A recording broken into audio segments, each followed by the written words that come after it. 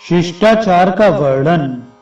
नारद जी ने पूछा, पिताजी, ब्राह्मण आदि वर्णों के सदाचार और उनके कर्तव्यों का क्रम बतलाइए, साथ ही समस्त प्रवृत्ति प्रधान कर्मों का वर्णन कीजिए। ब्रह्मा जी ने कहा, वत्स, मनुष्य आचार से आयु, धन तथा स्वर्ग और मोक्ष प्राप्त करता है। आचार अशुभ लक्षणों का निवारण करता है। आचारहीन पुरुष संसार में निंदित, सदा दुख का भागी, रोगी और अल्पायु होता है। अनाचारी मनुष्य को निश्चय ही नरक में निवास करना पड़ता है तथा आचार से श्रेष्ठ लोक की प्राप्ति होती है। इसलिए तुम आचार का यथार्थ रूप से वर्णन सुनो। प्रतिदिन अपने घर को गोबर से लीपना चाहिए। उसके बाद काठ का पीड़ा, बर्तन और पत्थर धोने चाहिए। कांसे का बर्तन राख से और तांबा खटाई से शुद्ध होता है। सोने और चांदी आदि के बर्तन जल मात्र से धोने पर शुद्ध हो जाते हैं। लोहे का पात्र आग के द्वारा तपाने और धोने से शुद्ध होता है। अपवित्र भूमि खोदने, जलाने, लीपने तथा धोने से एवं वर्षा से शुद्ध होती है। धातु निर्मित पात्र, मणि पात्र तथा सब प्रकार के पत्थर से बने हुए पात्र की भस्म और मृतिका से शुद्धि बताई गई है।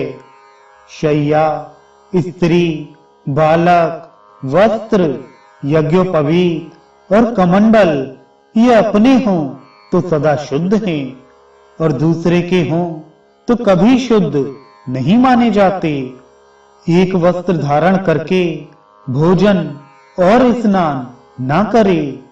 दूसरे का उतारा हुआ वस्त्र कभी ना धारण करे। केशों और दांतों की सफाई सवेरे ही करनी चाहिए। गुरुजनों को नित्य प्रति नमस्कार करना नित्य का कर्तव्य होना चाहिए। दोनों हाथ, दोनों पैर और मुख, इन पांचों अंगों को धोकर विद्वान पुरुष भोजन आरंभ करे। जो इन पांचों को धोकर भोजन करता है वह 100 वर्ष जीता है। देवता, गुरु, स्नातक, आचार्य और यज्ञ में दीक्षित ब्राह्मण की छाया पर जानबूझकर पैर नहीं रखना चाहिए। गौओं के समुदाय, देवता, ब्राह्मण, घी, मधु, चौराहे तथा प्रसिद्ध वनस्पतियों को अपने दाहिने करके चलना चाहिए। गौ, ब्राह्मण, अग्नि ब्राह्मण, 2 ब्राह्मण तथा पति पत्नी के बीच से होकर नहीं निकलना चाहिए।